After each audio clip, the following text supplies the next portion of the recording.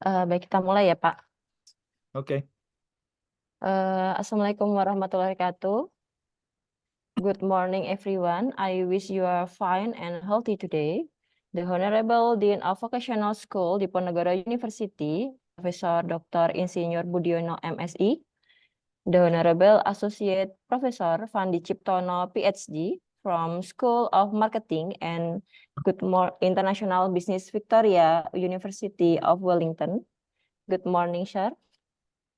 Good morning. Welcome to Vocational School Diponegoro University by online.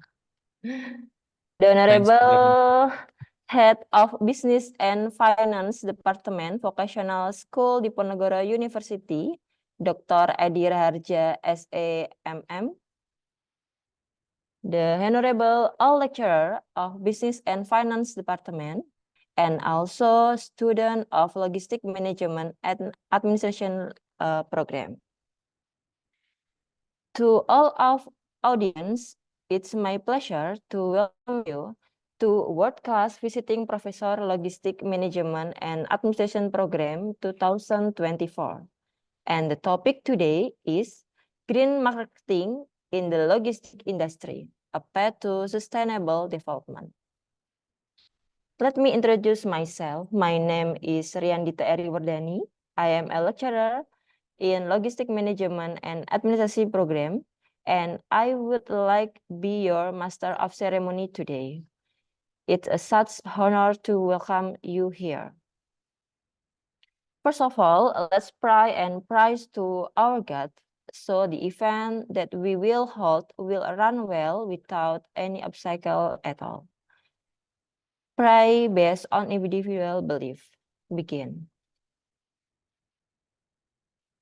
Done. Ladies and gentlemen, in this nice occasion, let me deliver the structure on the event today. The first is sing the national anthem Indonesia Raya. The second is the speech and opening from Dr. Edi Raharja. And the third general lecture will deliver by our speaker, Associate Professor Fandi Ciptono, PhD. The fourth discussion and the last is closing. All blessed audience, the first section is a sing the national anthem Indonesia Raya. To operator, please play the national anthem video and the audience please to follow sing a song of Indonesia Raya.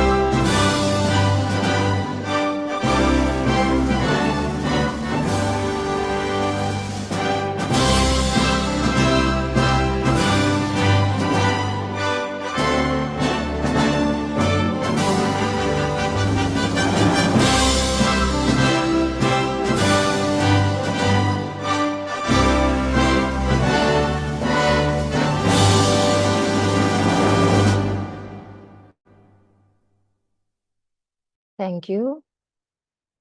Now we can invite to Dr. Edi Raharja as a head of business and finance department vocational school Diponegoro University to give a speech and also open this event. To Mr. Edi, the time is yours. Okay, thank you, Ms. Riyadita. Ladies and gentlemen, Assalamualaikum warahmatullahi wabarakatuh. Your Honorable Dean of Vocational School Diponegoro University, Prof. Dr. Budiono, Your Honorable Visiting Lecturer, Associate Professor Fendi Ciptono, PhD. Good morning, Prof. Fellow lecturer from Vocational School and Diponegoro University, and my beloved, of course, our beloved student of Bachelor of Applied Science Logistic Management Administration Study Program. Good morning to us all. Let us praise Allah Subhanahu wa Ta'ala that we can gather here in this online meeting in this beautiful occasion. Our study program has consistently taken a part of visiting professor program from Diponegoro University, not only to support the university program, but the more important reason is to broaden our knowledge about logistic and supply chain management. Today, I would like to welcome Mr. Fendi Ciptono, PhD, from School of Marketing and International Business, Victoria University of Wellington, to our family. During these 4 years, we are study program, department, and also vocational school is committed to improve the quality of human resource through training, certification, collaboration with industry, and so on. Welcome to Vocational School, Diponegoro University, and welcome to family our Bachelor of Applied Logistic Management and Administration Study Program. Ladies and gentlemen, our speaker today will elaborate the importance of green marketing in the logistic industry as part of business transformation toward sustainable development. Honesty is the first chapter in the book of wisdom by Thomas Jefferson. The well-known green marketing refers to practice of developing and advertising products based on their real or perceived environmental sustainability. Illustrate, and then according to American Marketing Association, green marketing is the marketing of the product that are perceived to be environmentally safe.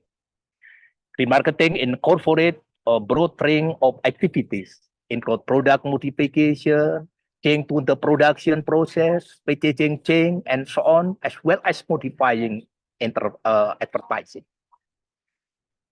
Ladies and gentlemen, we learn conceptual and practical of green marketing in logistic industry from our leaders today. So, ladies and gentlemen, I am very pleased of this international visiting lecture, and I hope this can bring even more positive collaboration in the future. And we hope like to express our deepest gratitude to both of Mr. Fendi Ciptono for your willingness to share your knowledge and expertise with us. I hope all of us can enjoy today's event. Welcome and join in this visiting professor.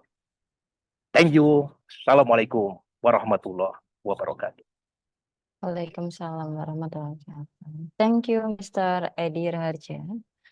Now we come to main point, general lecture from our speaker, Associate Professor Fendi Ciptono, PhD, from School of Marketing and International Business, Victoria University of Wellington. In this section, there is someone who will guide at the time.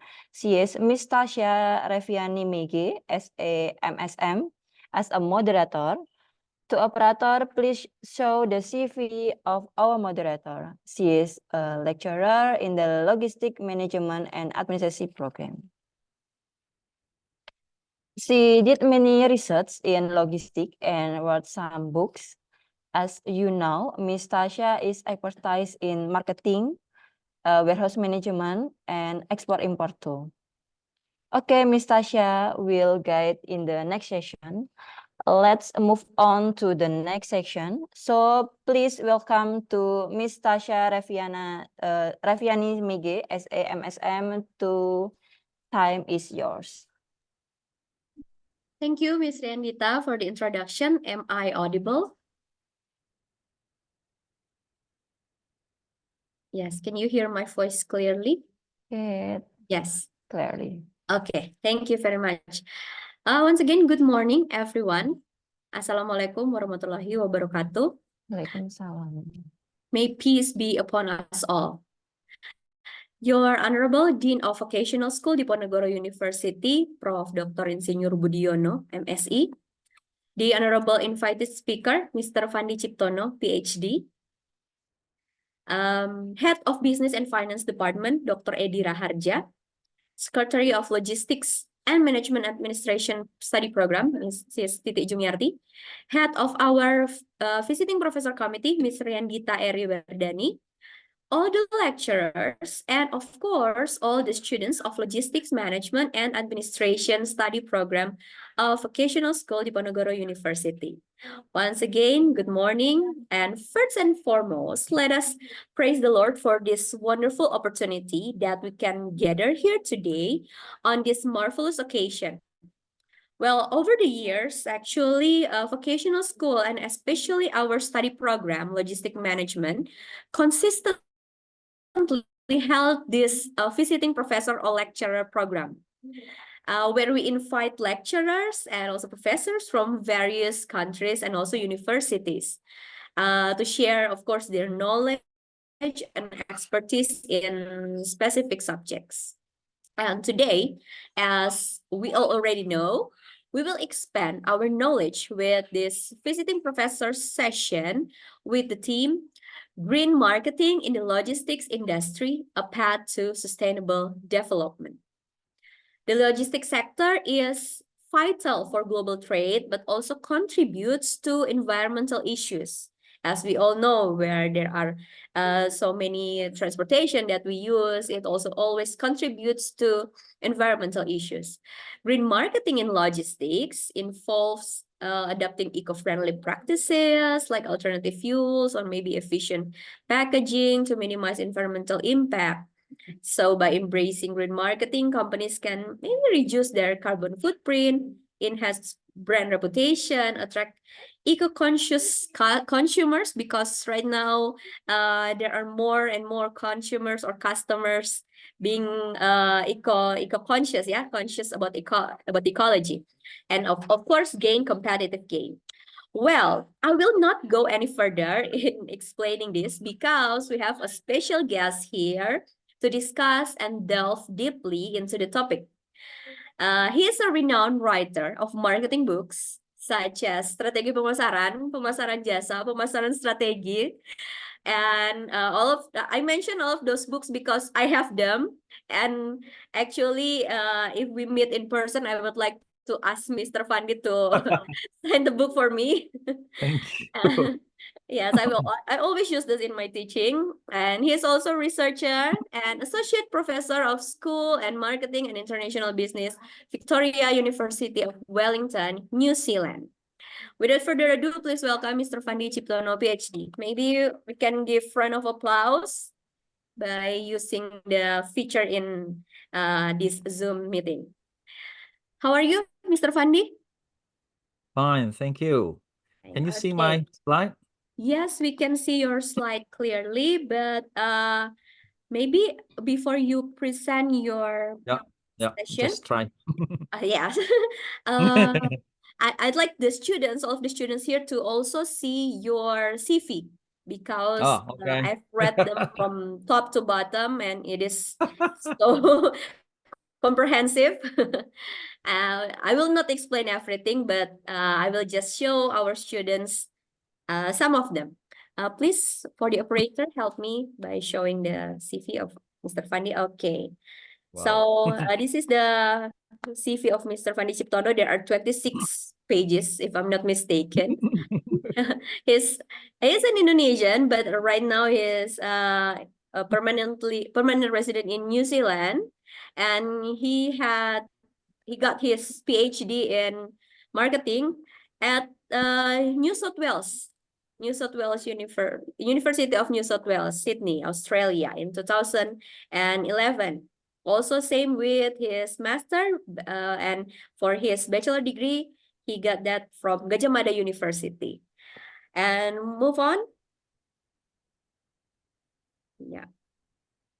Okay, his areas of expertise you can see here is consumer behavior, marketing practices, and so on.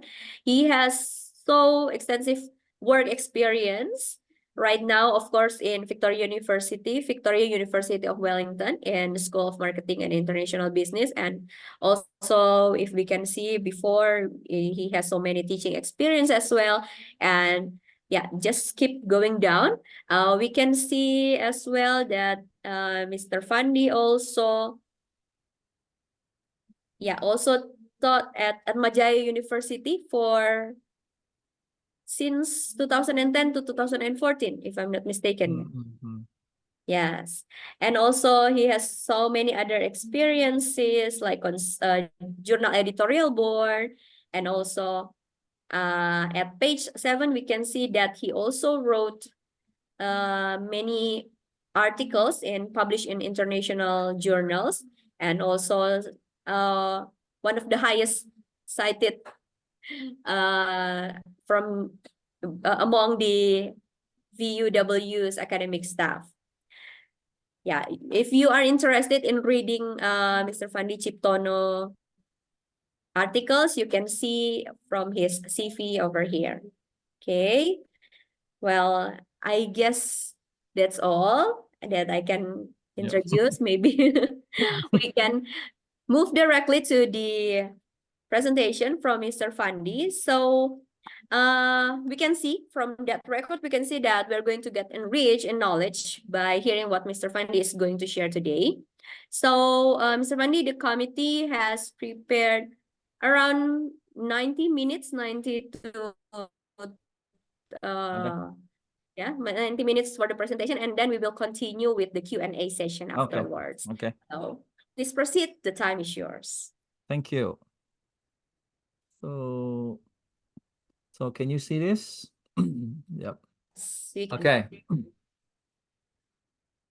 Kia ora. Good morning, everyone. Good morning. I just click this one. I move it like, oh, maybe I move somewhere. Okay. This is my honor. You like to be here. Thank you for everyone here at Applied Logistics Management and Administration Study Program, Vocational School, Universitas Diponegoro. This is the first time I meet you guys, everyone. Hopefully we can collaborate in the future. Now, my topic today is about green marketing in the logistics industry, a path to sustainable development. I don't pretend to become an expert of logistics in detail because I know you are those who have the expertise in the detailed areas. I would like to share a little bit knowledge about green marketing in particular in the logistics industry and how it relates to sustainability. So my name is Fandi Ciptono. I'm from Victoria University of Wellington. Now, today, my agenda of my presentation would be brief introduction about myself, and then I try to categorize issues into these sections, sustainability in general, and then a little bit insights and issues about green marketing. We will look into some of the stats or the data about green marketing in the logistics industry after that. And finally, we will look at some concluding remarks regarding green logistics in particular. So please feel free, like if you have any burning questions, you can raise the questions. Stasia can help. Otherwise, we can also have, I hope that we have more time for Q&A where I can also learn from you, not only one way around. Okay. Now, a brief introduction. As I said, as introduced earlier, I'm an associate professor in my School of Marketing and International Business, but I'm also an adjunct professor since 2 years ago at Department of Family and Consumer Sciences, Faculty of Human Ecology, Institute Pertanian Bogor. So I'm also associated with them. My educational background has been introduced. Everything is in marketing. Sometimes I thought that, hey, why don't I do nuclear science, like medicine? But that's not the story. My background was like when I did my high school, I was in the physics, like nothing to do with marketing, so far away, so different. But this is my life now. Okay, let's start with the very beginning one. Okay. Now, when everyone talks about sustainability, here in New Zealand in particular, green, sustainability, responsible consumption, that is a very big thing. When we trace back, everyone now, it becomes the vocabulary for everyone when we talk about SDGs, right? Sustainable Development Goals. Now, sustainability itself has been heavily discussed and also investigated in many parts. From business perspective, if we look at some of the development, we know that sustainability is believed to be an emerging business mega trend that will affect long-term survival and also competitiveness of organizations in today's era. Sustainability is part of the requirements. However, when we talk about practice, there could be some challenges, especially in the context of emerging markets. There have been so many definitions about sustainability, but I believe that majority of definitions will go back or could be traced back to the original idea from the United Nations back to 1987. They came up with a very simple yet comprehensive definition, meeting the needs of the present without compromising the ability of the future generations to meet their own needs. So the keywords here, when we talk about production, for instance, or we talk about consumption, we also consider and take into account the future generations and future consumption. So it's not only about now, and it's all about, that's why it's called sustainability for long term. There has been some progress, some developments. In the past, people talk about 3 Ps: people, planet, and profit, right? In the past. But now people move away from that.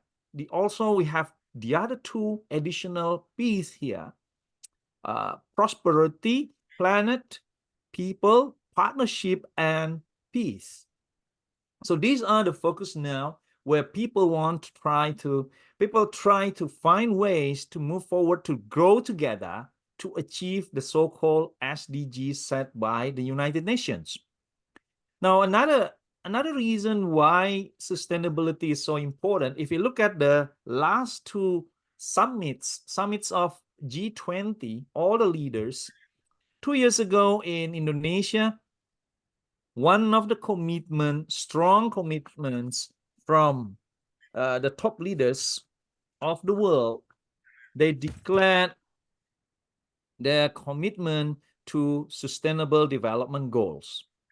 And last year in India, they also re-highlighted the importance of SDGs, low carbon emissions, and also the agenda for sustainable development. So if we see that the top leaders of the world, they have expressed their strong commitments, and that is why sustainability becomes a new vocabulary in business world.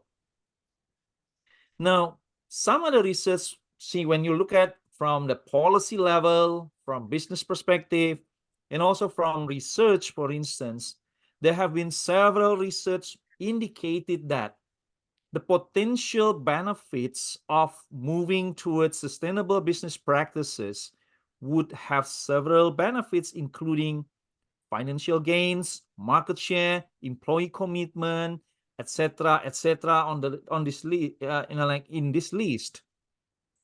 But as we can see, moving towards sustainability is not that easy, and not many companies have been successful in the like a longer term, unless if they really put the commitment towards that.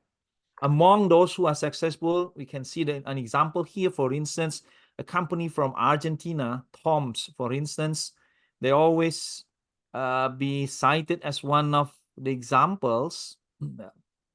Okay, with every pair of shoes you purchase, Tom's will give a new pair of shoes to a child in need. So 1 for 1. Now, to move forward, another research, if we look at studies from, I cited, like studies from Statista. It shows a survey of 1,000 companies across 5 selected countries in Europe: Belgium, France, Germany, Spain, and UK.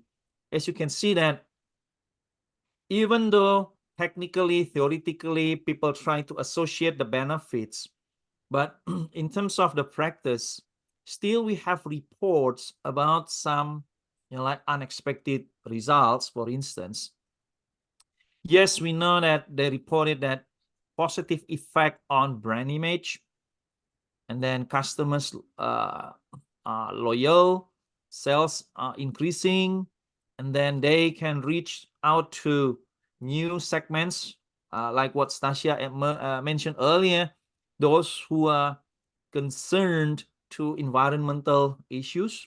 They they come up and they stated, like specifically they support all those like green related brands or products, and then employees also get the benefit. So if you see, like, from profits, employees, customers, stakeholders, they get the benefits.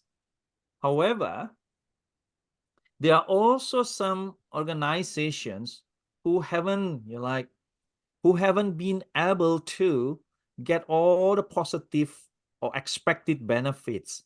According to this survey, some of them, they lost customers 5.4% for some other reasons. We can relate that to other reports. Sometimes people claim that buying sustainable products, that the prices are more expensive compared to the regular products. There are many works in progress, and then rooms for improvement for the future. So this is one of the reasons why sustainability is important. Now, if we go Googling, and also those in academics, or even who have practitioner background, if you try to find any kind of definitions about sustainability, you will find that there are so many different terms have been used. So for instance, in this one, okay, you can see the term sustainability has been adopted in different fields to refer to different levels or different contexts. Here, economy down here, and then society, environment, and sustainability as a policy. And then we have sustainability as principles, approaches, subsystems, as the bigger systems, and policy here. Now, these are the acronyms indicating different levels. Don't worry, as I said, I will share the slides after our session today. So if you look at those terms referring to sustainability, cleaner production, for instance, environmental accounting, or integrated pollution prevention and control, what we can see here, it indicates that sustainability itself as a concept is growing rapidly. It is also the discipline that requires multidisciplinary approach when we want to understand better. It's not enough from, let's say, from business perspective or marketing perspective or logistics, but it's also like environmental science and any other related fields. Now that's what we like use as an introduction about sustainability in general. Now we move to the topic of what is this thing called green marketing. Earlier, Pak Edi mentioned and cited like several important definitions about green marketing. In marketing itself, within the discipline, the term green marketing has been developed, or like from time to time, we come up with so many new terms associated with this same phenomenon.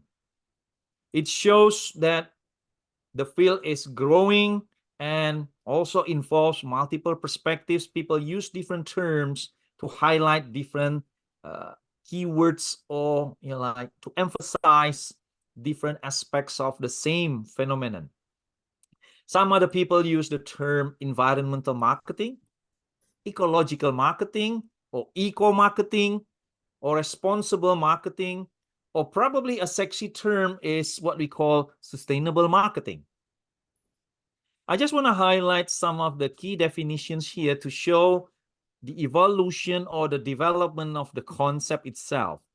So let's say if you look at one of the first definitions there, green marketing has been defined as the response to environmental effects in all the process from design until product disposal. This is back to 1995.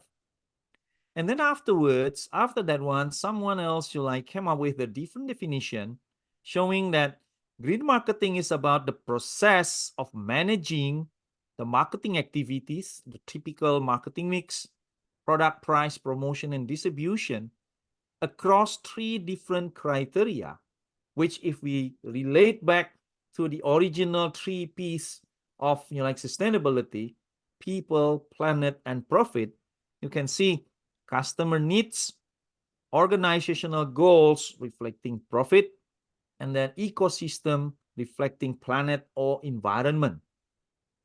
Okay, and then as you can see, different experts highlighted different aspects of what they call sustainable marketing, or they call green marketing. Here about relationships.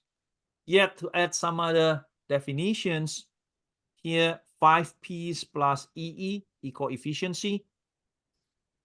Or the one that some people like is using the word holistic, try to highlight the comprehensiveness of the scope with specific examples in this context: global warming, non-biodegradable solid waste, and impact of pollutants. Some literatures, they call these as grand challenges, right? Or wicked problems. They use the terms, what we are facing today. Now, more specifically, the scope can also be about identifying and satisfying green consumers and promote environmentally friendly products. Okay, so what I highlight here, you can see that whatever the definitions that people put forward, you can see the similarities in the sense that it's not enough for a business to focus only customer satisfaction and creating profit or growth for the company. Another equally important aspect is environment. Okay. Now, for those who love like models, frameworks in understanding a key concept, I just try to highlight here, when we talk about green marketing, there are so many interrelated elements. So for instance, green marketing strategy. So what they are, you can see strategy types, approaches to managing strategy, how to evaluate the green marketing strategy using different perspectives here. Okay. Another one, eco-orientation. That is the philosophy of the business and how to develop more specific strategy to achieve the orientation. More technical part, functional elements, the green marketing functions. product promotion, specifically retailing and distribution, which is very close to logistics, something like under the same umbrella, and other functions, including the branding. And hopefully, in many research, people also come up with the consequences of green marketing, of the strategies or of the activities. So this is the field of the key related concepts under the umbrella term green marketing. Now we have a look at the general one, and now we look at we have discussed a little bit about this. We look into the key issues more specifically now. Now, if you look at marketing, for instance, because logistics is one of the subdisciplines of marketing system perspective, we look from we use a broader perspective, company and consumer, for instance. If we want to create a sustainable business practices, or in this context, marketing practices, we need to consider both sides. I will highlight that later on, that even though a good initiative from a company, if we do not get the support from consumers from the other side, that will not work well. Everyone, I believe, we are familiar with the so-called CSR, right? Corporate social responsibility.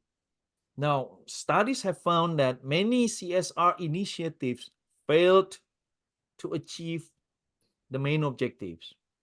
One of the key issues is they do not get support and approval from the public, especially consumers. So if we have the initiative, we have to go back to the basic marketing system perspective. It takes two to tango. We need both sides to work closely. Of course, outside these two parties, we have government, of course, because government can interfere with all the regulations and policy to make things happen. But if you look at here, companies' objectives, competence, and capacity, they must be in line with consumers' needs and wants and their purchasing power. There have been many studies, for instance, criticizing the issues of why consumers, when they were asked during a survey, they claim that they have concerns for environments. They would be willing to buy green products. But when they arrive at the supermarkets, the malls, or the points of purchase, they go back to the basic principles. They are looking for products with one word, sale, isn't it? That is the key word for many consumers. Anything under sale, forget about what they wanted to buy. In the literature, this is what we call green gap. There is a gap between what people say and what people do.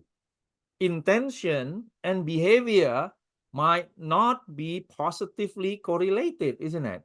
And that is one of the things that many researchers are so frustrated in, right? In the survey, wow, positive, good. But then when you look at the real practices now, there have been so many issues between intention and behavior, for instance, the support. Now, when we look at green marketing, let's say now from consumers' perspective first, right? Green consumption, that will be an integrated stages, integrated concept of related stages from factors affecting green purchase itself, and then green marketing mix. Different factors can be the explanatory factors of why people might be or might not be involved in green purchase. Could be green knowledge. I remember Stasia mentioned that about knowledge, consciousness, awareness about the green products. Yeah, many studies have found that they are very important. Yes, but also equally important, situational factors. People can change their mind lastminute.com at the point of purchase. So these are the factors affecting green purchase attitude, willingness to pay, past experiences, which might create the intention. But the most critical stage is from intention to actual behavior. How to help consumers move forward from these between these two stages. Now, the roles of green marketing mix from supply chain management, pricing, segmentation, and product branding and promotion are very, very crucial. Okay.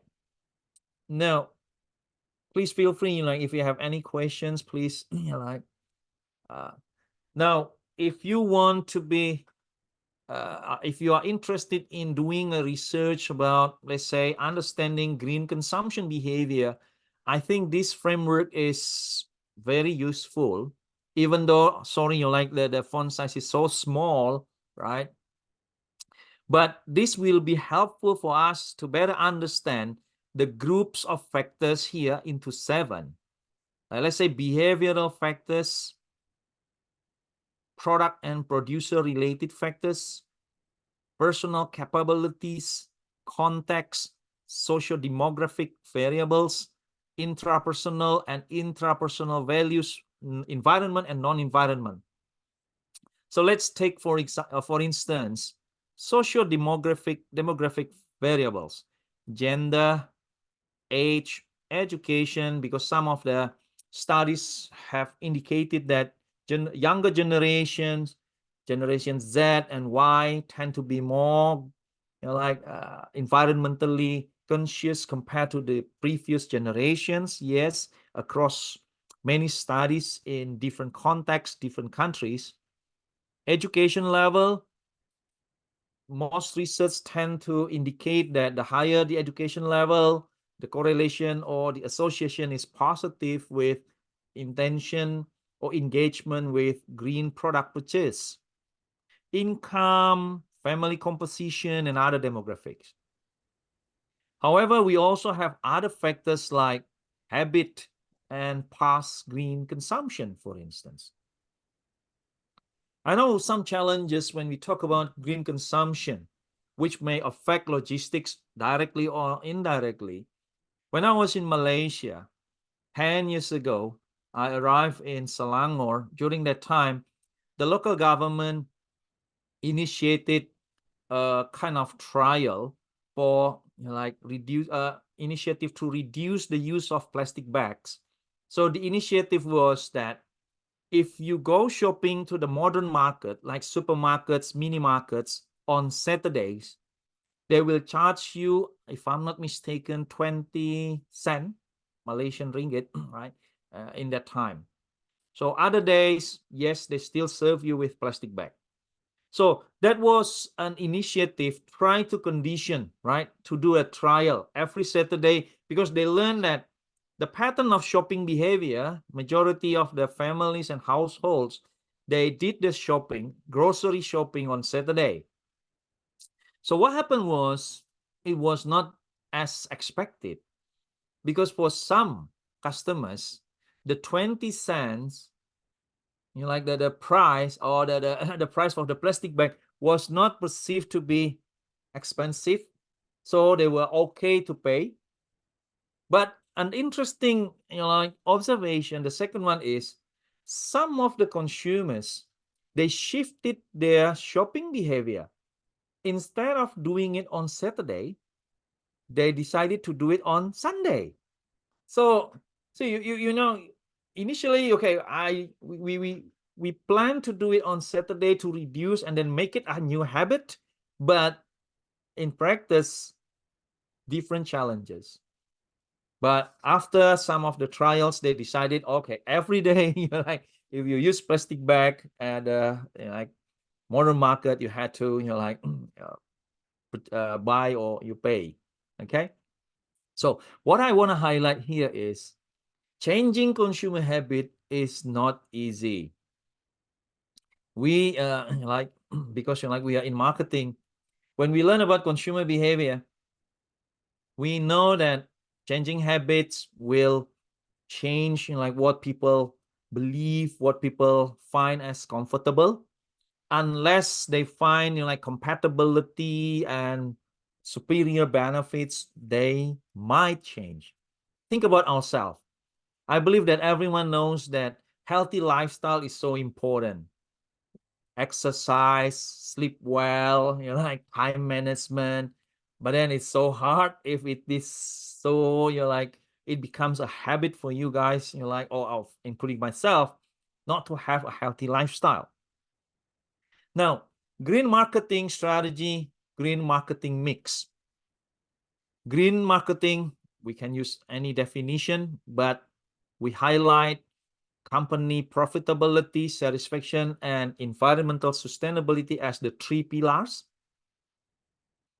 However, on the other hand, there's also another term, greenwashing. Some companies, they try to communicate or they try to send out the positive communications about their performance, even though their performance is not good in terms of green practices. And some other peoples, they use the greenness, the sustainability as a way to promote their products, not genuinely, like producing or offering green solution. Now, when you look at green marketing strategy is all about STP, segmenting, targeting, positioning with differentiation, while green marketing mix traditional 4 Ps. If we learn about services marketing, we add physical evidence, process, and people, the 7 Ps. But whatever it is, like 4 Ps or 7 Ps, green marketing mix, a combination of the so-called marketing mix there. So benefits to consumers, all about reducing cost, improve the services, quite challenging. Promotion, eco labels, packaging as the information. However, at the same time, how to overcome the greenwashing. Price, this is still a big challenge in many sustainable products, including organic food, for instance. Okay. Now, green marketing from a broad perspective, green consumerism, when we see from consumer behavior, I think this one, the reason why I cited this model is to help us to understand that the factors regarding green marketing and green consumer behavior has been studied using so many theories. So for everyone who is interested in doing a study about this one, we can consider to adopt or mix some of the theories or extend the theories using those not included in the list. According to the author, Gruning et al., they put in italics some of the theories under behavioral intention here. It means that these theories have not been used intensively. So in other words, if we look at this diagram, we know that, okay, if you want to understand about consumer belief about environmental issues in regards to green marketing, sustainable marketing, or even green logistics, these theories have been used to explain what happened. But there are potentials for other theories outside these two. But this one, new theories that might be useful. Let's say when you talk about opinion leader, we know now that with the era of technology, AI, social media influencer, how useful they are in terms of influencing others to adopt sustainable practices. And also how companies use social media to communicate about their green practices to consumers and also to their partners or potential partners. Okay. Now, sustainable marketing itself, as I said earlier, has been through the evolution from time to time. if we look at the needs of business and needs of consumers, there could be 4 types of marketing concepts there. The traditional marketing concept focusing on the needs of business for now and for consumers at the present. Future business needs of consumers for now, strategic planning. Now, when we talk about sustainable marketing concept, future needs of business and future needs of consumers. Okay, so societal marketing for future needs of consumers, but for the current business needs. Now, if I put that into another way of presentation, there have been 3 identified ages or stages of sustainable marketing. If we look at the scope, it becomes bigger and bigger. Initially, it was called ecological marketing, but the name indicates what it was, focusing on particular environmental problems. So like how to fight air pollution, depletion of oil reserves, very specific, very limited scope. That's what we call ecological marketing. And then move towards a broader one, environmental marketing, clean technology. Now, understanding and identifying, especially serving the so-called green consumers, try to find who are they in terms of their profiles, what they're looking for, how to serve them, how to communicate with them. And that will help also those involved in logistic systems or supply chain system, communicating and reaching them. Now, sustainable marketing moves towards a broader perspective, sustainable development. There is a link to the so-called SDG, right? Sustainable Development Goals. So now this is the current stage where we are at, okay? Now, logistics and supply chain management, I just reviewed this briefly because we are talking about green marketing in logistics business. I know everyone knows better than me. The way I see like logistics under the umbrella of marketing, basically when we talk about logistics, it's all about getting things right. Right quantity, right product, right price, right place, right time. Easy to say, so difficult to realize, isn't it? And many people said that, you're like, whoa, logistics is no longer as strong as before, but in reality, that is not true. Even though you buy products online, as long as the products are still physical products, logistics plays a very important role. Think about us here in New Zealand. Australia is called down under because if you look at where the location down south, right? New Zealand even like lower there, we have the situation what we call tyranny of distance. We are far away from any other places. Transportation is the big issue for exporters here. How to compete on price, for instance. As you know that transportation is one of the significant portions of cost, right? So we have to be creative here in New Zealand. We feel that so much, like, oh my goodness, I wish, like I were in Malaysia or Indonesia. If I want to buy things from Alibaba or from Lazada, it will arrive in 2 or 3 days. But here we have to be more patient. 7 days, 3 weeks, normal waiting. I don't think you guys in Indonesia, if you order products online, waiting for 2-3 weeks will be acceptable for you, right? I know in Jakarta or in Semarang, if you use Gojek, like you will expect arrive very soon. Here, very different. Logistics is also a big issue, right? So logistics management and then supply chain, you know better than me, I believe. So just a little bit about the concepts here, suppliers, producers, consumers. and why sustainability can affect all of these things. From, let's say, if you use the term supply chain management, it's about supplier network, marketing channels, wholesalers and retailers. All of these, the bottom part is called supply chain management, managing from suppliers to marketing channel or distribution.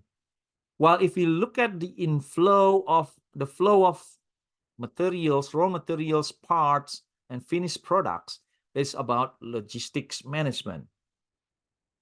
Now, logistics itself is not simple, I believe, as what you have learned. If you use 3 factors, institutions, functions, and also the flows, this is a combination of these 3 different dimensions. Inter organization, within and also with outside organization. What happened between procurement or purchasing of materials, raw materials, and also marketing. So we have so many detailed activities. My wife used to work at a multinational logistics company. I've seen wow, it's not as easy as what people see from outside, because some of the activities are back doors, right? Behind the doors. Not many people know, but then they will need very specific planning and also all the issues, especially when you talk about the 2 most problematic issues, transportation and storage, isn't it? And the flow of goods, information, ownership, and financial. Okay. Any questions so far? I guess the question will arise later on. Okay. Even.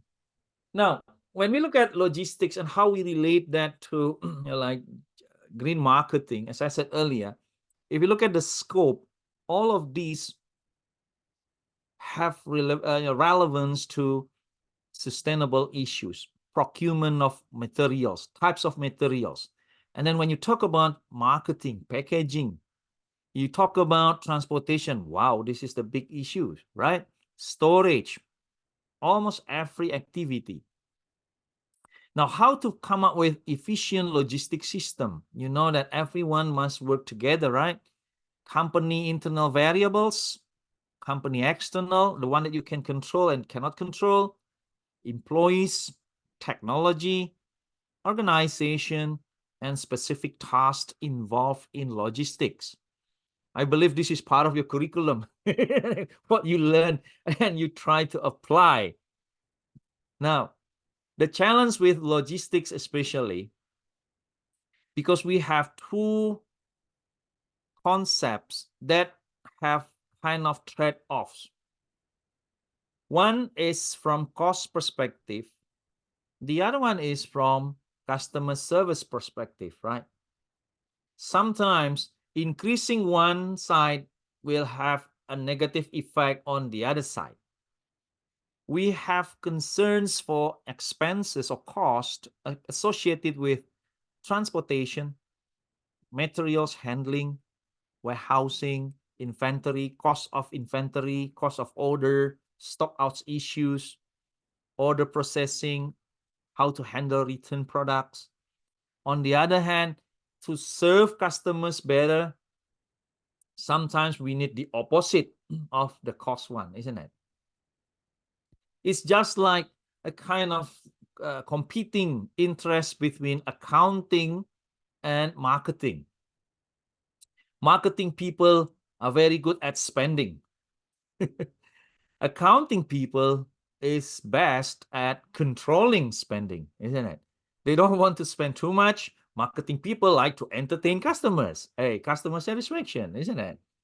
But to find a balance, that is the real day-to-day challenge for logistics, as I believe you are all well aware, right? How to find a balance between the optimum cost and customer service factor. You cannot, just prioritize one of the two. Dependability, time, communication, convenience, that will affect customer satisfaction. On the other hand, all of this cost will lead to managing your profit, isn't it? And ability to serve consumers better. Now, I would like to share some of the data, the most recent data that I could collect from Statista especially. So when we talk about logistics, everyone knows that logistics has played important role in our lives and also in business. But the question is, how big is big, isn't it? At least from this data, from Statista, we have the data until 2022, 2023 still some estimation because they need to clean the data. But what we can see here is during COVID, 2020, slightly going down and then rise again following year, only between these 2 years. You know, some people argue that recession. Now in New Zealand also now we have issues with, you know, like inflation rate, and also, you know, like many businesses went bankrupt. Now we feel like the effect of the COVID, now this is the real bad time where after, you know, like 2 or 3 years, difficult times for small business especially. But the industry in general, global logistics industry, we have the data here in terms of trillion US dollars is expected to reach new height as of 2028, 14 trillion US dollars, more than double, you know, like 9 years ago in 2019, pre-COVID. And then what about green technology and sustainability market? They have the data for 2024. This is a good sign that it has been predicted to be around 20 billion US dollars. Of course, not as big as the previous one. So previously, sorry, where was that? Previously trillion, like look at trillion, but this one is only billion. But still, if you look at the growth, this is a perfect, you know, like almost linear going up. Okay. So global green technology sustainability market size. Now, when we look at logistic markets in emerging countries, Indonesia is one of the emerging countries. A survey about logistics performance index across emerging markets, so the same, you know, like level of the development, Indonesia is one of the best. If you see one of the 5 here, China 8.5 score in the index, the higher the better. India, Emirates, Malaysia, Indonesia, okay, slightly higher than Saudi Arabia. So it is about a survey using indicator. You can go Googling, find what it is, Agility Emerging Markets Logistics Index, to find further information. Okay. And now specific data about Indonesia. GDP, gross domestic product, from transportation and storage in 2021 and 2022. If you look at that, if they split that into detailed items, I highlighted here. The black one is 2022, the blue one 2021, okay, 2021. So you see an increase, significant increase for road transportation. Some other sectors, if you look at the other sectors, all of them show indication of growing from 2021 to 2022. But if you can see, warehouse, postal, courier services, the second largest, slightly lower than that, air transportation, and then maritime transportation, waterway, and rail transportation. So these are the structures, like showing it shows the structure of transportation and storage industries in Indonesia. Okay. Hopefully so far so good. And then in Asia Pacific, let me share with you, like you might be wondering why the data sets show different years, because they conducted the surveys differently. For some of the research, they only conducted in a particular year, so we don't have the most recent data. So what I can share with you here are the most recent available and accessible data. In Asia Pacific, reverse logistics, if you talk about, like recycle business, reuse, remanufacture, which is growing, especially when you talk about circular economy, like go back again, like for the electronics, for instance, or clothing. Here in Wellington in particular, it's very popular. If you go to the downtown, there are many shops of what they call pre-loved products. I like the term, like it's sexy, right? Pre-love. So pre-love, now no longer love. But Indonesia, maybe we use the word barkas, barang bekas.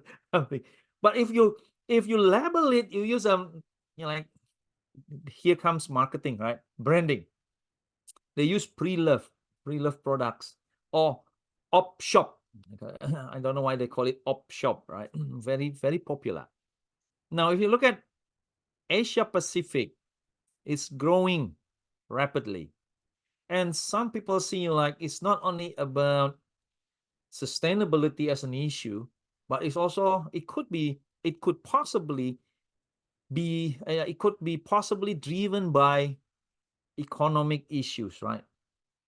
People try to be more frugal, like they save money, and also like being more, like simplistic, adopting a more simplistic lifestyle and sustainable, responsible consumption practices. Okay. Now this is in Asia Pacific. What about the global size? See, Asia Pacific, 256 billion US dollars in 2019. If you look at here, 2024 globally 700. So in other words, this area, Asia Pacific, is very significant. Even in 2019 already formed 250 something, right? While here, years later, it reaches 700. But you can suspect that this one will grow higher. So it will be, let's say, 1/3, above 1/3, like in the area of Asia Pacific. Okay. Now, the last survey conducted in 2018, they talk about logistics in particular. What sort of game-changing technologies, according to those being surveyed by the company there in the survey, majority of them talk about blockchain, AI, robotics, and so on and so forth. Probably if we conduct the same studies now, like a slight change in terms of portions, probably. You may suspect probably AI will become more prominent. I know everywhere AI has arrived, like faster, sooner than expected. It affects all sectors, not only business and logistics, but also education, right? How students do assignments using AI. Is this an issue at Undip? Is it? In my uni, we have, we have established some working groups, try to come up with the ethics of, like how to handle, like using ChatGPT or other AI driven, like for writing papers, for instance. But when we look at the business side, logistics, drones, for instance, have been used, have been like adopted for logistics, for transportations, especially to reach difficult places. I saw like on YouTube also how people use that. Robotics, autonomous vehicles, many new and emerging, like maybe like things that we have never anticipated before will come up, like, or will emerge sooner or later. Okay. Now, after we talk about general issues about green marketing and then green marketing in logistics, in terms of implications, we can see then, like green marketing, or more specifically now when you talk about logistics, here comes like the so-called what we understand as green logistics. All activities in logistics management could be linked to sustainable practices. So all like what Stasia mentioned, carbon emissions, footprint, how to monitor them, waste management, disposal. I think like emerging markets like Indonesia, managing waste or waste management is still a big issue, not only from business side, but also from households. Okay. So for instance, also like hear about disposal. I remember when I first arrived in Australia years back, if I want to throw away my no longer needed furniture, I had to arrange with a specific department to collect all the waste or the garbage. If I just put my furniture, let's say tables or chairs, sofa, put it outside my property or my building or my house, I will be fined, I will be charged by the local council.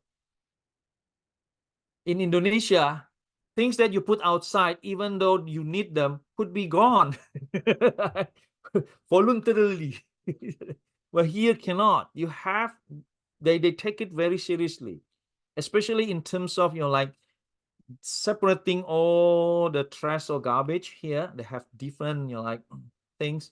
Now in Auckland, for instance, they have initiated that if you throw away the recycle, like garbage bottle, for instance, you drink 1 liter Coca-Cola and then already empty, you have to make sure that nothing inside. You have to clean them before you can throw it into the recycle, like the yellow garbage bin and other things. In the past, as long as it's recycled, put it there, not recycle, others. Now, no, we are expected to be more responsible. So higher expectation now. Okay. Now in green logistics, when you talk about that, how to link, like the practices between parties, from suppliers, manufacturers, and then wholesalers, retailers, and consumers, how to integrate them. And actually, green logistics itself is an exciting topic for research and also for business practices.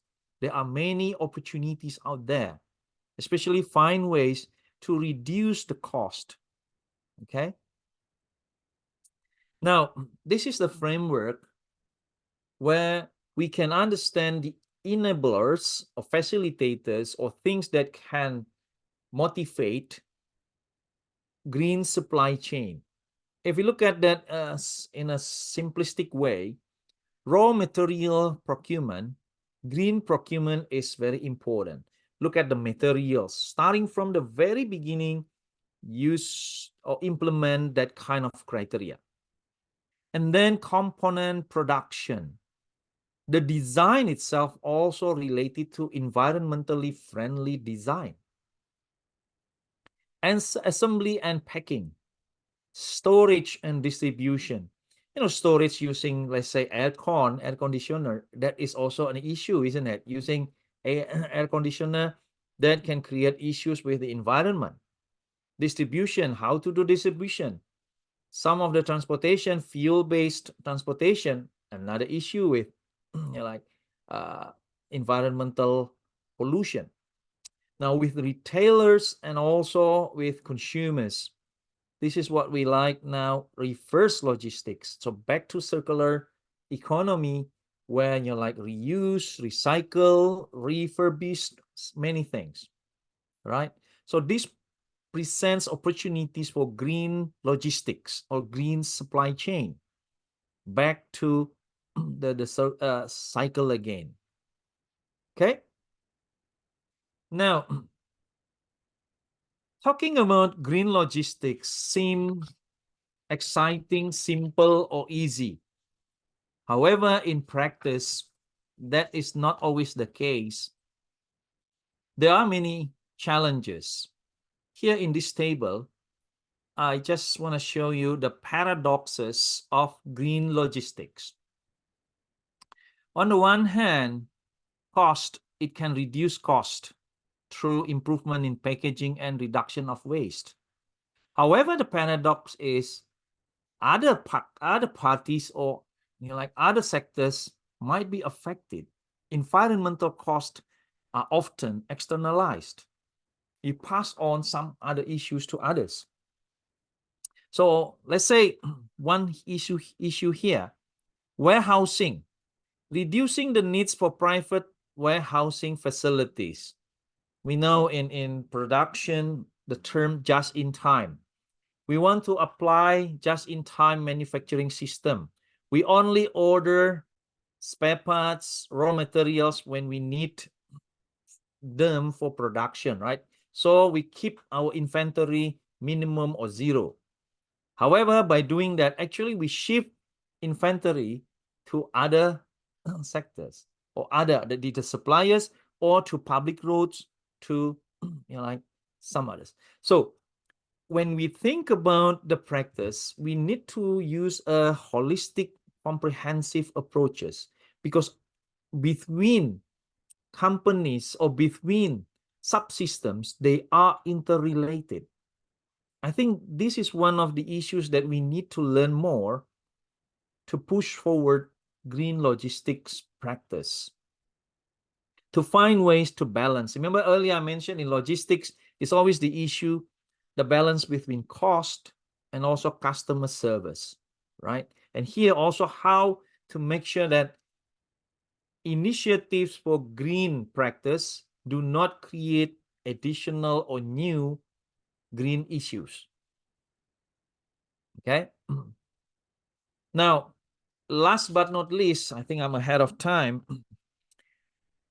When we talk about challenges, green marketing, green logistics, and any other initiatives, earlier I mentioned about CSR, corporate social responsibilities, emerging markets, and in particular, there are many issues or challenges that we need to overcome to make sure that what we need, what we want, will be the one that we can get. Let's say, like responsible consumption or business practices or green logistics. Among the challenges, especially from this perspective, some reports already indicated a couple years back, many countries in the Asia-Pacific region find it difficult or almost unlikely to meet the target for most SDGs in 2030, with so many challenges within each country. Now, to be more specific, from marketing's perspective, consumers and businesses. From consumers' perspective, unsustainable consumption practices are still dominant. It's very hard for individuals or households or families to reduce or to stop using plastic bags, for instance, until they find replacement. And many initiatives, green products, for instance, are not successful because of many other reasons. Let's say support from consumers. That is one of the issues. Consumers remain ignorant of negative consequences of unsustainable consumption. Okay, think about smoking, for instance, still a big issue in many countries. Because you're like, as I said, you're like changing or breaking a habit is very difficult. Poor demand of sustainable products. This is not only faced in emerging markets, in modern in like developed countries, also one of the big issues. Now, what about from companies' perspective? Yes, many companies, they might be interested in switching to green practices, green logistics, for instance, sustainable practices. But the reality also shows that many of those who have tried, the product specialists, for instance, they faced business survival issues or many concerns. So for instance here, existing sustainability strategies do not directly focus on consumer. If you think about cost saving from your side, that is important as companies, right? But don't forget, consumers don't like it if we like sacrifice the customer service for the sake of company's perspective only. We need to find a balance between two sides. And last but not least, many sustainable products have been greatly overpriced. Okay, organic food still more expensive. The one that you with a label you like sustainable at the moment still, because the market size probably is not that big enough to get the business scale or economic scales of economic economic scales. Inconvenient, ineffective, and also probably because of distribution issue, unavailable. Okay, I think I will end my presentation with one slide here. Sustainability is no longer about doing less harm. It's about doing more good. So more positive rather than preventing negative. So it's more promotion rather than prevention. Okay. Thank you for having me. I'm happy to have like questions if you have. I try my best to answer your questions. I pass it back to Stasia. Yeah, thank you, Mr. Fandi, for your insightful presentation. And I guess we have all received so many information from the data that you have collected, so many figures and also research that we can see together about the green marketing and also the green logistics and so on. And before maybe we move to the question and answer session, if anyone from our around 300 participants here gathered today, so if you have any question, maybe you can raise your hand, or if you have some problem with the your microphone, you can also write it in the chat. But if you like to ask directly, it will be even better. So we have two participants here. I will not delay any further. They have already raised their hand. So I guess we have Annabella first, and then after that, Forza. Please, Annabella, time is yours. Okay, maybe before I asking the question, am I audible, Miss? Yes. Oh yeah, I Okay. can hear you clearly. Okay, so first of all, I want to say thank you so much to Mr. Fandi and Ms. Tasha for the opportunity. Welcome. Okay, so I'm here. I want to ask about I'm actually curious about in a perfect green marketing, if a market failure occurs, should the government step into act as a corrector and enforcer of the market failure itself? Can you give me an example of market failure for a specific I think wait. So from the slide that leading results seen by companies after investing sustainable marketing strategies that you already explained. There's like affecting like the company lost customers and then lost benefit Oh. and it didn't change Mhm. anything. And then I want to know if that things happen, should the government take a step for like fix the problem itself? That's for my Okay. question. Okay, thank Yeah, yeah. you. I think you're like when we talk about sustainability as a policy, as I said earlier, you're like we need two to tango, but in this context, it may be more than that because consumers and companies may not be enough. You're right, you know, like government must play a very important role in terms of giving the policy. Because if this is a new, you know, like a new lifestyle or a new approaches that will break, you know, like the habits, obviously government should facilitate, you know, like the transition. So I give you an example, like you mentioned, you know, like before I answered that one directly. Remember when I said, you know, like to arrive to this stage, like in New Zealand, where everyone is required to do more, to do recycling, right? They have to make sure that you like this has been practiced for some times. And on top of that, of course, if you ask people to do recycling, you have to provide recycling facilities, isn't it?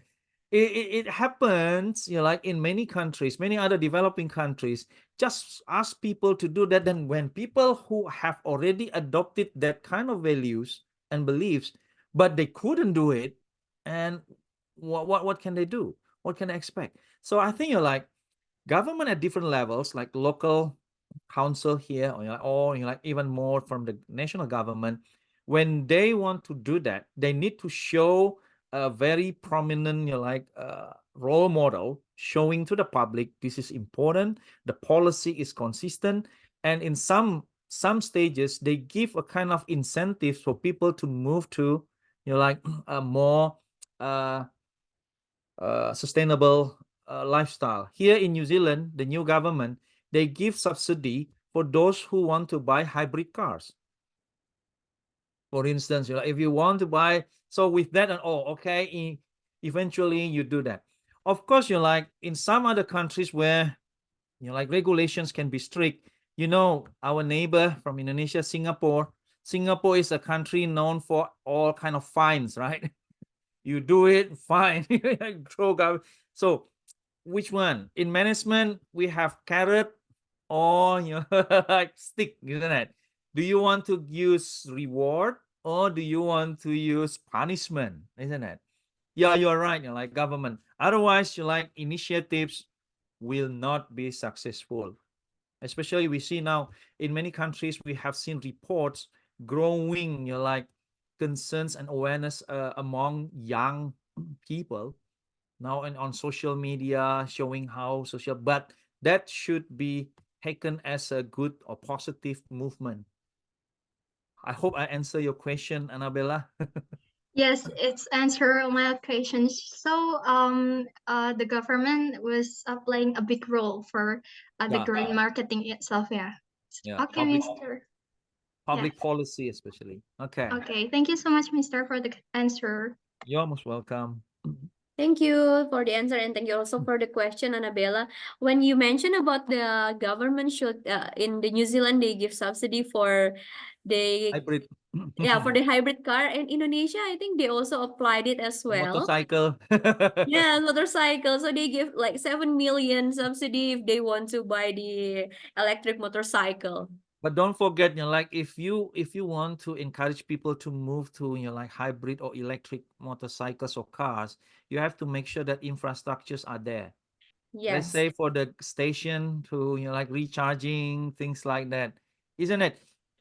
The last thing that you want is, I just use analogy. If you give, you know, like a kind of support to people living in rural areas where electricity is not available, but Yeah. you give them, let's say, a refrigerator or television where they can, you know, like utilize the product, then refrigerators will become a place to put your clothes rather than Yes. put your food. You know what I mean?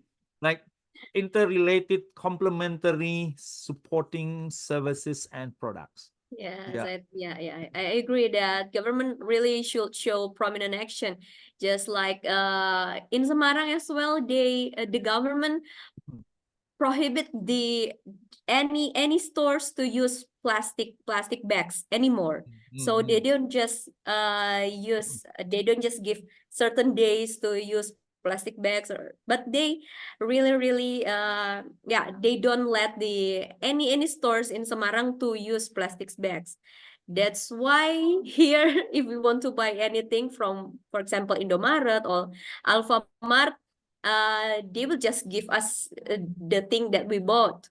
They don't prepare any plastic bags anymore. But what about, sorry, like Forza, wait for one. Yeah. We have- Wait a minute, yeah, Forza. yeah. What about for the section for meat and fish? For the meat and fish, they still use the plastic. Yeah, Yeah, same here. But same. different kinds of plastics, like plastics that is easily recyclable, right? Would you Yes. imagine if you buy fish and then they just give you fish 1 Just kilo, give us fish 1 kilo? No, right? Here they still use. So that's why I remember also when I was in Malaysia, what happened was no plastic bags there. Then people go to the section for meat and fish. They take that kind of plastics to put. Consumers are so when we find something that yeah. yeah Okay. take Forza. difficult, Sorry yeah, to keep you Forza. waiting. Okay, thank you, Professor Fandi and Miss Tasha, for the opportunity. You're A welcome. few days ago, we heard that The Body Shop, as the market leader of the green, I would say, cosmetic of or skincare, Mhm. that also the first company that against the animal testing for the cosmetic are going into bankruptcy. Yeah. As we know that The Body Shop is the market leader and well known in the worldwide, but uh, in these days there are many companies that applied the same strategy, which using green strategy uh, sell their products and so on. My question is, are there any strategy to win back the market so the company can avoid the bankruptcy? Thank you. Okay, excellent. I like your question because you relate that to the current contemporary issues, right? Yes, you're right. Body Shop has been associated with the first company like who took a stand against animal testing and then highlighted the importance of sustainability and things like that. But when we look at the case for Body Shop, the founder, the late Anita Roddick, she had been strongly associated with Body Shop, right? At some stages, Body Shop was Anita was Body Shop, right? But since the passing of Anita Roddick, yes, Body Shop was acquired by another giant cosmetics company. Now, there could be many reasons why they are not doing well. It could be a combination, but I believe one of the issues would be pure basic business reasons. From consumers' perspective, when it comes to the options, it's always about value for money, isn't it? The reasons to buy, why should I buy your products? You have to give values in return to what I sacrifice in terms of the price that I pay. Now, your question is how to win back the market. This is a good, interesting topic. In my dissertation was about brand longevity, long-term survival of brands. Now, when we talk about longevity or how, and also especially how to win back, I believe that, like when there are two issues here. One, how to avoid bankruptcy. Second is how to, like after bankruptcy, if you want to, like win back, right? Now, the first one, the key issues with brand management or business management is to maintain or to stay relevant to your consumers. Many brands, they do not change while the environment has changed. Even though you know that now the issue is going, people are moving towards sustainability, but sustainability now can be very different from years ago. Okay, stay connected with what current conditions, and being competitive, like in terms of what you offer, in terms of the pricing, that is also another important issues. Now, the second question, for those brands, especially big brands, popular brands, even though when they went bankrupt, research have indicated that there should be some very loyal customers out there. There must be some consumers out there who might be interested in Body Shop. I don't know if someone like is interested to take over this brand, like to like revitalize or like buy the property or the rights to use the name. They can start with those like very loyal customers. That could be like the things with all the nostalgia. Like consumer behavior, as we know, consumers are both rational and emotional. Nostalgia, all the things, people are still loyal to some of the values. But if that is the case, probably they can start at least, but of course smaller than before. So I hope I answer your questions, right? One could be pure business issues. The other one is start with the like existing loyal customers. That should be the base. Okay. Thank you. Wow, we have two more here. Right?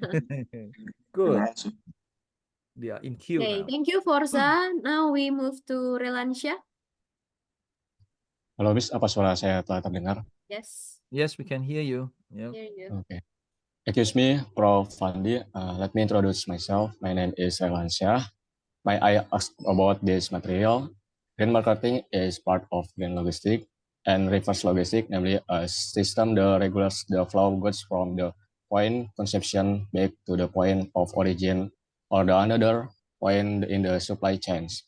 For example, beverage or consumer products companies provides return and recycle schemes for the bottles, cans, or their packaging, and the return packaging will be reported into raw material for the production of new packaging.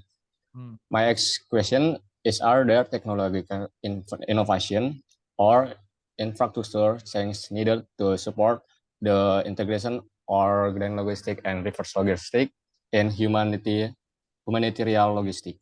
Thank you. Okay, excellent question. Yeah, I would like to like before I answer your question about technology and infrastructure, I think you're like, yes, this reminds me of one thing. Yes, like distribution or especially logistics, the way people see, like people in marketing say also marketing, logistic is part of distribution. Now, if you look at the history of marketing itself, marketing, if you go back to the history, marketing was part of economics because economics was the root of the discipline, right? When economics was dominant, economics was all about production and consumption. So we have supply and demand. I believe that everyone studied that in your economics, right? Then originally, marketing was developed as distribution. Because, distribution, logistic especially is a very strong, it has a very strong root for marketing. Because marketing was developed as a way to connect the point of production and point of consumption. And then after that, marketing has emerged and developed further, not only about distribution. So it shows that why people in distribution and logistics, this is the very core of marketing. Now, to answer your question, yes, there are many technologies and infrastructures involved in with like recycling, things like that. Especially the latest technology, people use so many advanced technology, including robotics, Internet of Things, you name it, like everything. But on the other hand, this also creates an issue, like you mentioned, automation of the work, the future of work. Where is the place for human being if everything is being like replaced by machines, for instance? That could be another issue for all of these kind of sectors. But yes, there are many technology and infrastructure for that. Okay, thank you. Okay, thank you, Prof. Fandi. You Thank you, Relansha. Aisyah. Now, we have the fourth question that will be delivered by Aisyah. All right, thank you, Miss Asha. Sorry, Aisyah, I think you have some trouble with your microphone.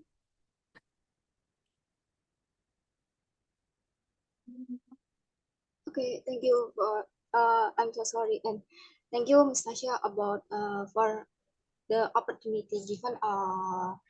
So before introducing myself, my name is Aisyah Ulamida from Diponegoro University at Logistic Management and Administration Logistic Management and Administration. So I observe the currently land the transportation still contribute at least 12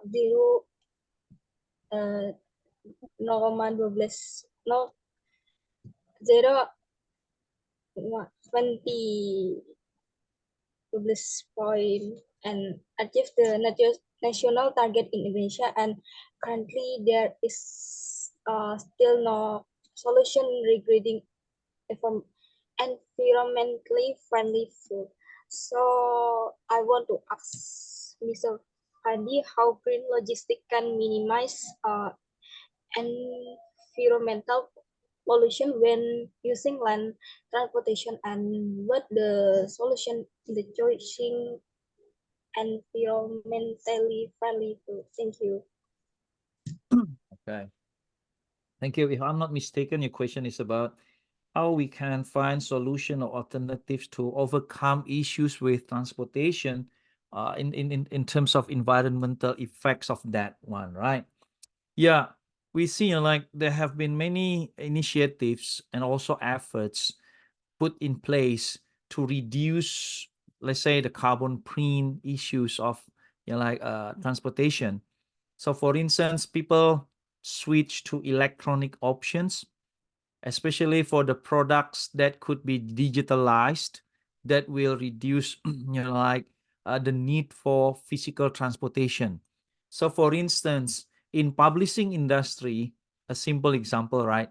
Instead, when you buy books, order books from a publisher's website, or from, let's say here, using Amazon or using Booktopia or other websites, instead of buying the physical version, people move to the digital version. That is one of the options to reduce the effect of pollutions or all the kind of transportation issues. Another thing is also some companies involving with the transportation, they find a better way to manage the delivery of the products.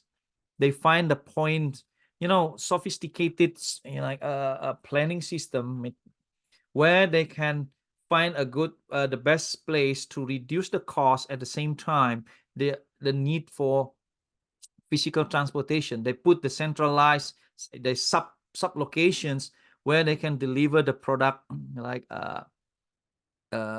easily and efficiently. Some other solutions also I see like from retailers, the way they want to reduce. Of course, the main target is to reduce the cost, while sustainability is a supplementary issue, right? Now, if you order products from a website, let's say from a supermarket, they give you the options of click and collect rather than they send it to you, especially for those who stay closer to the outlets. Actually, in a walking distance, you are encouraged to come and click and collect, and then you don't spend too much for the charge for the the transportation cost, and you don't need to use your vehicles. So if people think in that way as a system, as a community, at the end of the day, we can reduce at least all the effects. And don't forget, when we talk about circular economy or green logistics, it's all about 9 R's or 10 R's. Refuse, rethink, reduce, reuse, repair, refurbish, remanufacture, repurpose, recycle, and recover. So many R's. Everything starts with R. Right? So that's just some of the initiatives, right? Because we rely on fuel-based, fossil-based, transportation vehicles at the moment, right? Okay. Who's next? Muhammad Haikal. Haikal, you mentioned your Thank you question. for the opportunity, Mr. Fandi and Mr. Shah. Thank you. Before we go into my own questions, let me introduce myself. My name is Muhammad Haikal, and I am from class of 23 and from class B. So when we talk about sustainable, nowadays company orientation is no longer based on profit alone. However, it is based on the orientation of sustainable development goals, as quoted in our discussion earlier. So we know that the issue of sustainability is still experiencing the same problem, namely high product costs. This is an advantage for the company competitors who are much more price efficient. So how do we deal with this kind of problem? Because we on dilemma position. One side, we want our business become environment friendly type of product, but on the other side, this step will make we lose our consumer. Thank you, Miss and Mr. Okay. I like your question. This is a very, very interesting questions, right?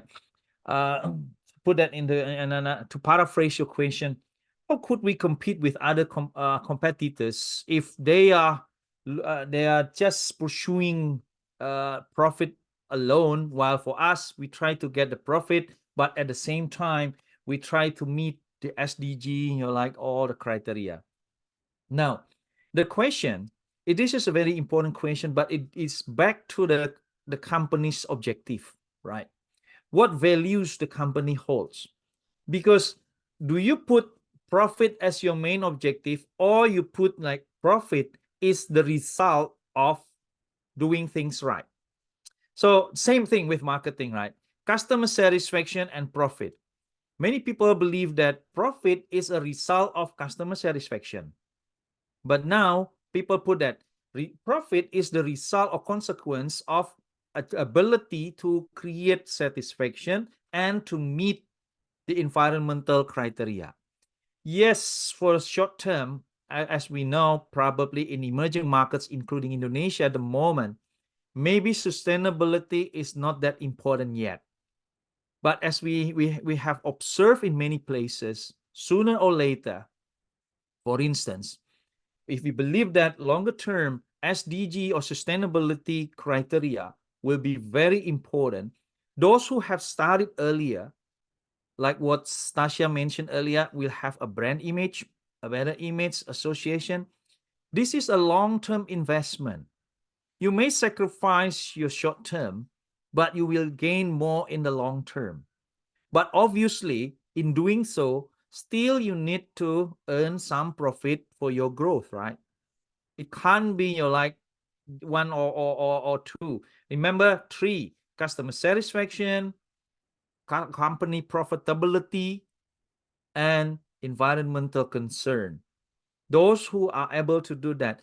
I'll just show you examples here, for instance, in New Zealand again, right? Because I can compare Indonesia and New Zealand.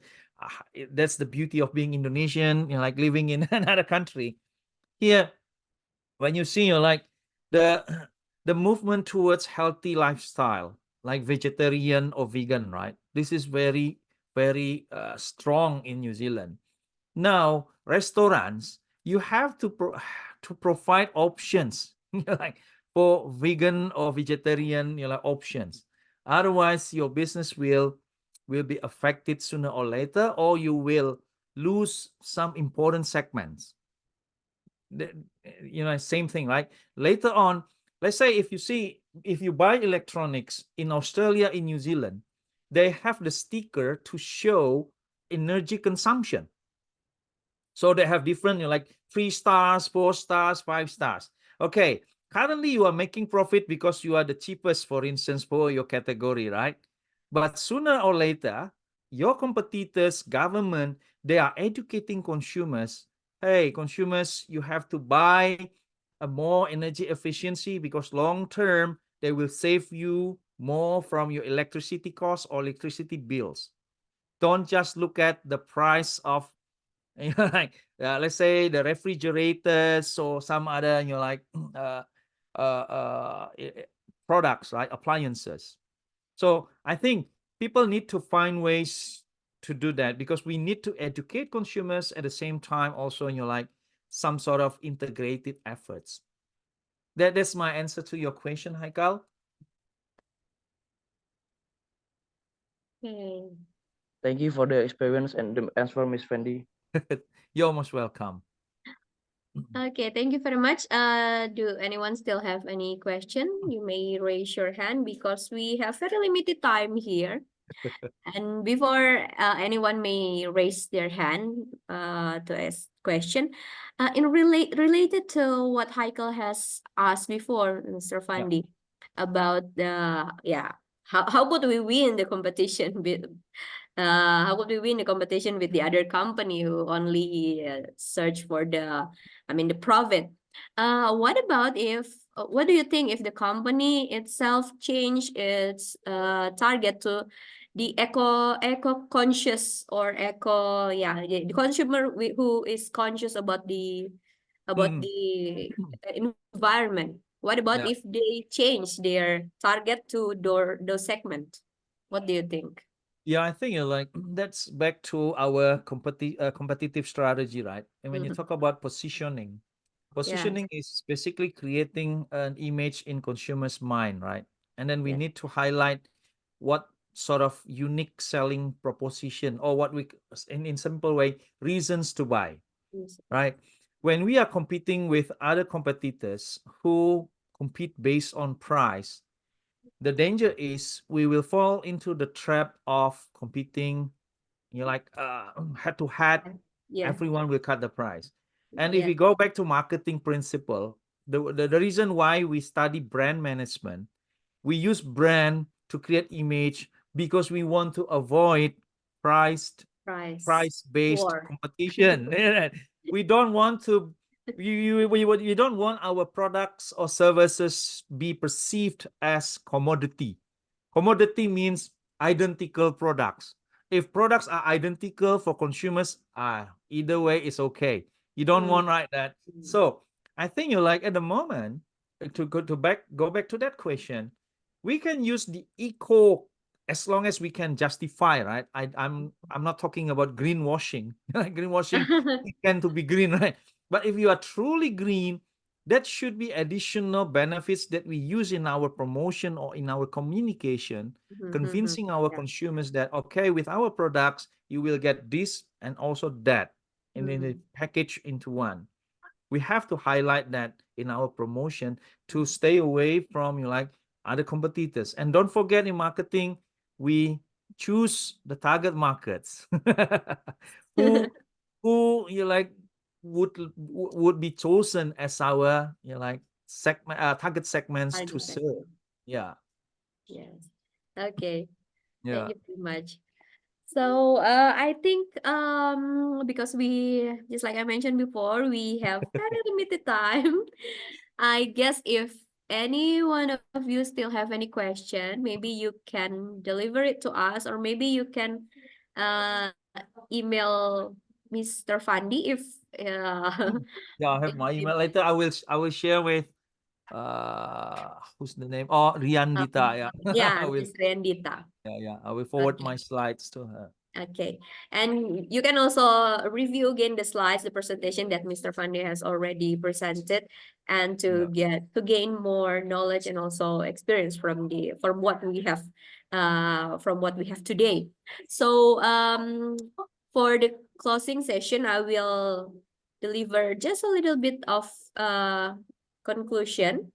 So in conclusion, green marketing in the logistics industry represent a pivotal pathway towards driving sustainable development, of course, by integrating environmentally practices into various ways or various factors in supply chains. The company itself can significantly reduce any, for example, carbon footprint, or minimize risk resource depletion, and also mitigate environmental degradation. And embracing green marketing principles not only enhance brand reputation, just like what we have seen before in the presentation, because it based on research, everyone, based on research, but also it can attract more consumers, especially just like we have mentioned before, eco-conscious consumers. And also not only that, for the company itself, it can boost the moral of the employees itself.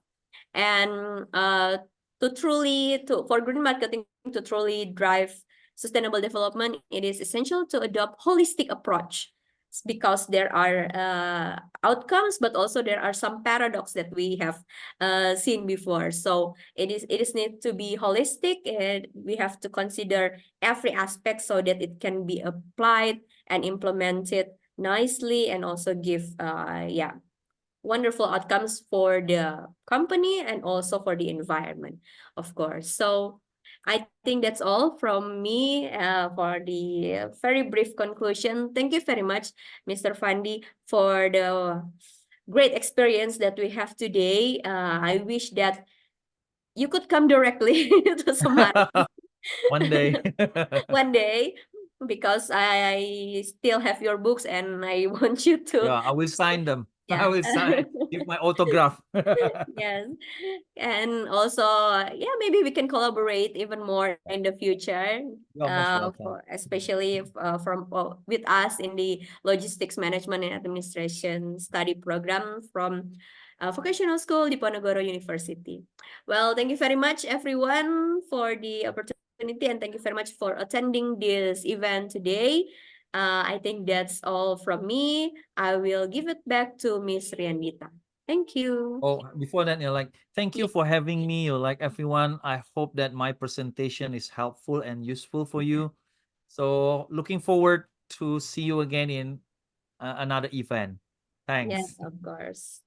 Okay, thank you, Miss Stasia and Mr. Fandi. It's amazing session. We can gain many knowledge about the green marketing, green consumption, green logistic also, and so on. And here the certificate for our speaker. Please, operator.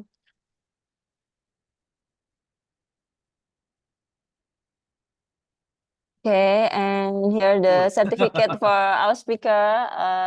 Thank you. May we can give virtual applause for Associate Professor Fandi Ciptono, PhD. Okay, and I think that it's interesting discussion. Maybe someday Mr. Fandi can visit to Semarang, to Sekolah Vokasi Universitas Diponegoro, and we can meet directly someday, hopefully. And okay, ladies and gentlemen, finally, that's all for today. I do apologize if any mistake I made and during guide this event. Thank you so much for your attention. Before we close this event, please, for all students and lecturer, to open this camera to the documentation section. Okay. Yes, committee for can help me to take the screenshot, please. We will do a picture together. Okay, ready? 1, 2, 3. Okay. Once again. Okay, 1, 2, 3. Okay, enough. Okay, done. Yes. Thank you. And once again, thank you for our speaker, Mr. Fandi Ciptono, Thank Pak you. Edi Raharja, and all my beloved student and lecturer. And see you on the next event. Thank you. Wassalamualaikum warahmatullahi Thank you, wabarakatuh. Pak Edi. Thank you, Yo, Stasia. maturun, very much. Yo, see ya. Halo. Bye. See you.